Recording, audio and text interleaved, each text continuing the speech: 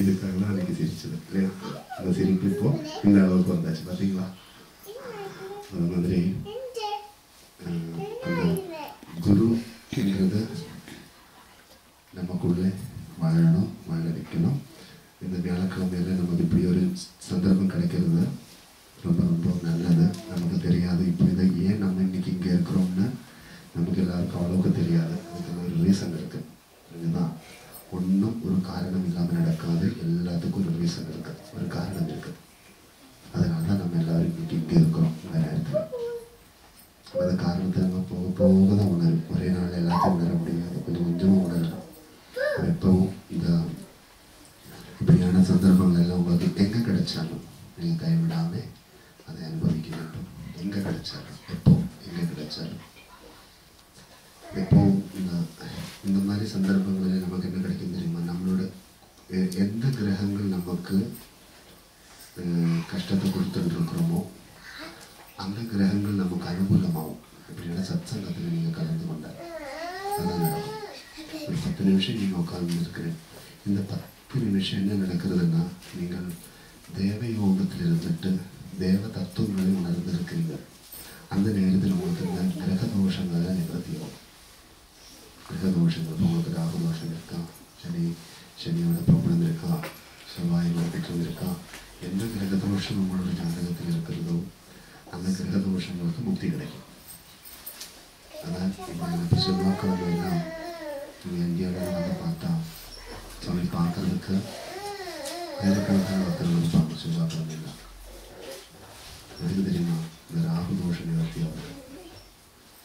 ராகு தோஷம், ராகத்தோட தோஷத்தில் இருந்தால் செவ்வாய்க்கிழமை மார்னிங் ஒரு 12 மணிக்குள்ள 12 மணி 1 மணி இந்த டைமுக்குள்ளே சுவாமி வந்து தரிசனம் பண்ணுவாங்க. அந்த நேரத்தில் ரொம்ப விசேஷமான நாள் அன்னைக்கு செவ்வாய்க்கிழமையும் வியாழக்கிழமையும் வெள்ளிக்கிழமை ஞாயிற்றுக்கிழமை இதெல்லாம் ரொம்ப பிரதானமான நாட்கள். அந்த நாளில் ரொம்ப ரஷ்ஷாக இருக்கும் சாமி பார்க்கறதுக்கு.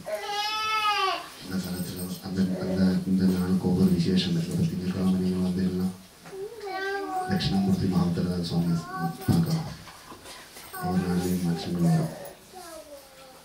அப்புறம் இன்றைக்கு நமக்கு வியாழக்கிழமை இந்த குடும்பத்தினுடைய அனுகிரகம் அவங்களோட அந்த பெரிய மனசால தான் இன்றைக்கி நம்ம எல்லாருக்கும் இருக்குது. சில சன்னிதிக்கெல்லாம் சாமி போகும்போது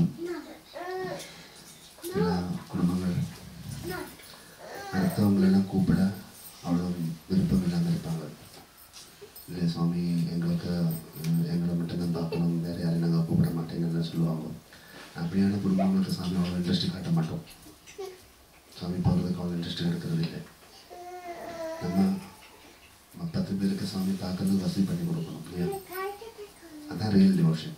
இப்போ சாமி ரூமில் அடைச்சி வச்சுட்டு 10 நிமிஷம் கதைக்கிறது அது முக்கியம் இல்லை. 10 பேருக்கு சாமியை பார்க்குறது வழிகாட்டி கொடுத்தா அதே பெரிய புண்ணியம். ஒரு குருவை இன்ட்ரடியூஸ் பண்ணி வர்றது ரொம்ப புண்ணியம். குரு அடுத்தவங்களுக்கு காட்டி கொடுக்குறது அப்படி தானே நம்ம எல்லாம் பார்த்துருக்குறோம் இல்லையா? அந்த மாதிரி குரு மகிமை இன்றைக்கு வியாழக்கிழமை நம்மளுடைய இந்த குடும்பத்தினுடைய அனுகிரகத்தால் இன்றைக்கு இங்கே நடந்துருக்கு. ரொம்ப பாக்கியம். எல்லா காலத்திலையும் நமக்கு இந்த தொடர்புகள் இருந்துகிட்டே இருக்கட்டும். சாமி சொன்னதெல்லாம் ஞாபகத்தில் வச்சுக்கோங்க. நீங்கள் ஒன்று கஷ்டங்களை எங்கள்கிட்ட ஒப்படைச்சிட்டு போங்க, ஒப்படைச்சிட்டு அதை தூக்கிட்டு போகாதீங்க. இது முக்கியம். ஓம் சரவண பவா, ஓம் சரவண பவா, ஓம் சரவண பவா.